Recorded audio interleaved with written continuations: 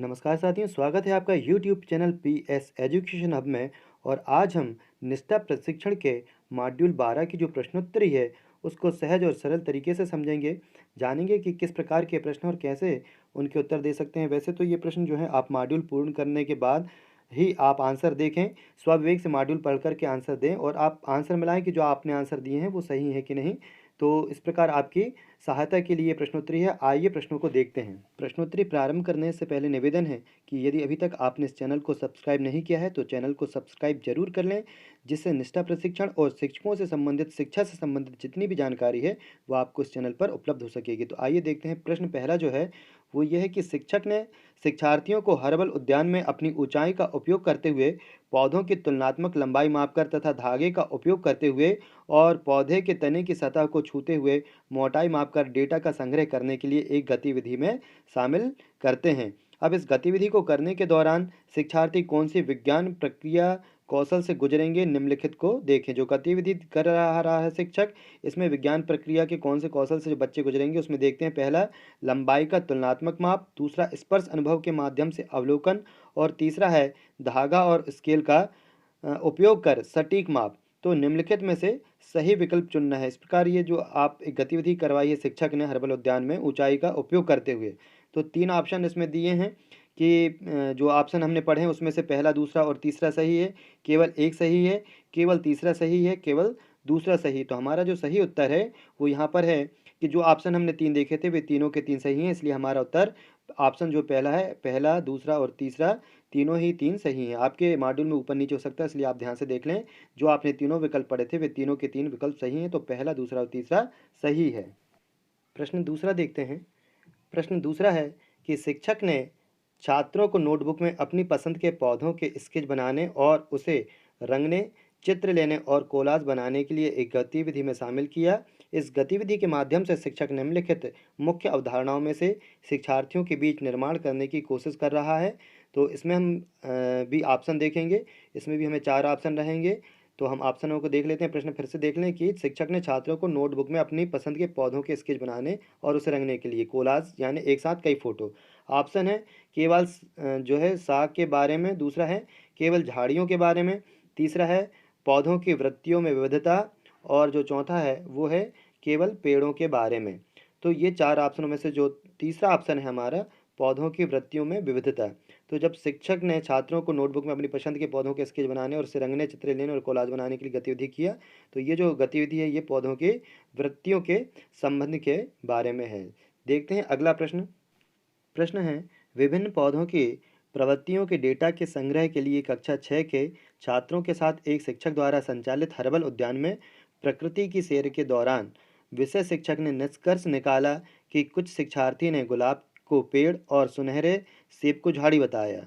शिक्षक का उद्देश्य इस प्रकृति भ्रमण गतिविधि के माध्यम से शिक्षार्थियों में निम्नलिखित में से कौन सी दक्षताओं का विकास करना है। इस प्रकार हमने ये प्रश्न देखा। अब हम ऑप्शन देखेंगे। इसके भी 4 ऑप्शन हैं कि शिक्षार्थी पर्यावरण संरक्षण के लिए प्रयास करने में सक्षम होंगे। दूसरा ऑप्शन है शिक्षार्थी विभिन्न पौधों का संबंध एक दूसरे के साथ स्थापित कर सकेंगे। तीसरा है शिक्षक शिक्षार्थी जीवन के प्रति मूल्यों का प्रदर्शन करने में सक्षम होंगे।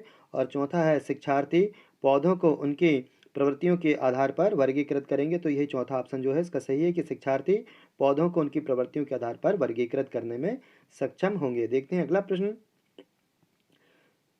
अगला प्रश्न है, आप नीचे दी गई गतिविधियों छात्रों के समक्ष प्रदर्शित कर रहे हैं। प्याज को काटकर पानी में मिला दिया। अब यह जल धनात्मक लिटमस परीक्षण दिखाएगा, इसके कारण का अध्ययन करते हैं। तो इसमें भी 4 ऑप्शन है, हम चारों ऑप्शन को देख लेते हैं कि क्या ऑप्शन है इसमें। ऑप्शन पहला है अम्ल उस विलयन में बनता है जो नीले लिटमस को लाल कर देते हैं। दूसरा, क्षार उस विलयन में बनता है जो लाल लिटमस को नीला कर देते हैं। तीसरा, क्षार उस विलयन में बनता है जो लाल लिटमस को नीला कर देते हैं। चौथा, अम्ल उस विलयन में बनता है जो लाल लिटमस को नीला कर देते हैं। तो हमारा आंसर जो है पहला ही सही है कि अम्ल उस विलयन में बनता है जो नीले लिटमस को लाल कर देते हैं। इस प्रकार जो पहला ही ऑप्शन है वो हमारा सही है, अम्ल उस विलयन में बनता है जो नीले लिटमस को लाल कर देते हैं। देखते हैं अगला प्रश्न। छात्रों से कहा जाता है कि प्रोटीन से बने विभिन्न रेशों के बारे में जानकारी एकत्र करें। निम्न में से किसके बारे में जानकारी एकत्रित करेंगे? 4 ऑप्शन यहाँ पर भी दिए हैं।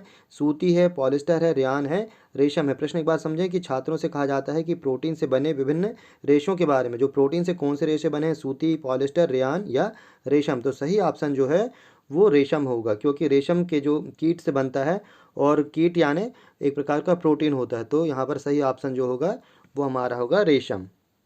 चलते हैं अगले प्रश्न की ओर। छात्रों से अगला प्रश्न है कि कक्षा में घोल के बारे में चर्चा करते हुए आप एक विद्यार्थी को पानी में किसी पदार्थ को डालने के लिए आमंत्रित करते हैं। पदार्थ की निश्चित मात्रा को जोड़ने के बाद वह पात्र के नीचे दिखाई देने लगता है। आप छात्रों से कौन से निष्कर्ष की अपेक्षा करेंगे? इसमें भी 4 ऑप्शन मिलेंगे।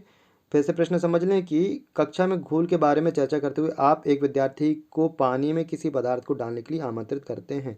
हम ऑप्शन देख लेते हैं कि इसके ऑप्शन क्या क्या हैं। पहला ऑप्शन है घोल संतृप्त हो जाएगा, दूसरा है घोल असंतृप्त हो जाएगा, तीसरा पानी जमने लगेगा और चौथा है पदार्थ जमने लगेगा। तो इसका जो सही उत्तर है वो है पहला ऑप्शन, घोल संतृप्त हो जाएगा। आप देखते जाएं कि यदि आपके मॉड्यूल में प्रश्न ऊपर नीचे हैं तो आपका जो आंसर है वो सही आंसर यही है कि घोल संतृप्त हो जाएगा।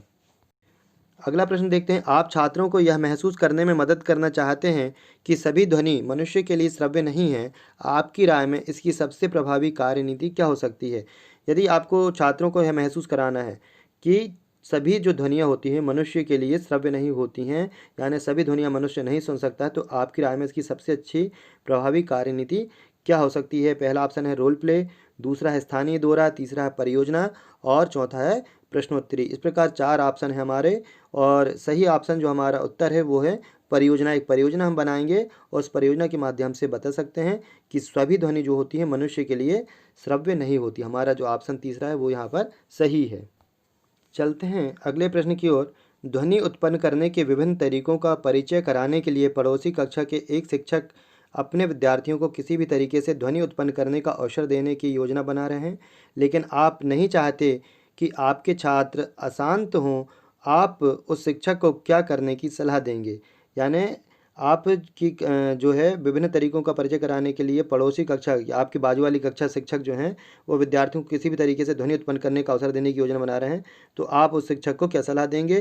पहला कि विद्यार्थियों को ऐसी गतिविधियों घर पर करने के लिए कहें, दूसरा विद्यार्थियों को गतिविधि करने के लिए सभी कक्षाओं से दूर खेल के मैदान में ले जाएं, तीसरा कक्षा के दरवाजे और खिड़कियां बंद कर दें और विद्यार्थियों से जोर से न बोलने के लिए कहें, चौथा ऐसी गतिविधियों से बचें।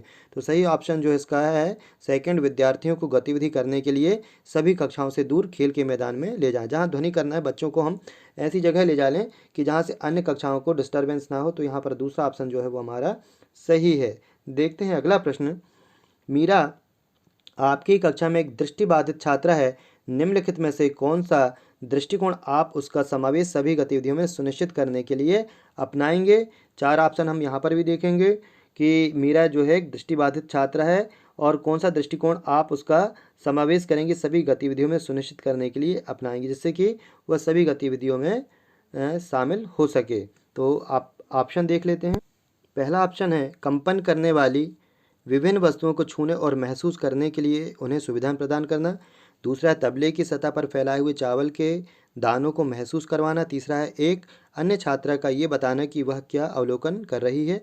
और चौथा जो विकल्प है वो है सभी दृष्टिकोणों का मिश्रण। इस प्रकार ये ऊपर के तीनों भी सही हैं, इसलिए हम जो चौथा ऑप्शन है सभी दृष्टिकोणों का मिश्रण, यह चौथा ऑप्शन हम चुनेंगे, उसको हम अपना सही आंसर बताएंगे। अगला प्रश्न है भारत में स्कूली शिक्षा के किस चरण में विज्ञान को एक अलग विषय शास्त्र के रूप में शुरू किया जाता है? विज्ञान को कब हम एक अलग सब्जेक्ट के रूप में पढ़ाते हैं? प्राथमिक स्तर पर, माध्यमिक स्तर पर, उच्च माध्यमिक स्तर पर या उच्च प्राथमिक स्तर पर? तो उच्च प्राथमिक स्तर इसका सही उत्तर है, क्योंकि हम कक्षा 6 से 8 तक के जो है विज्ञान स्वरूप को अलग से पढ़ाया जाता है।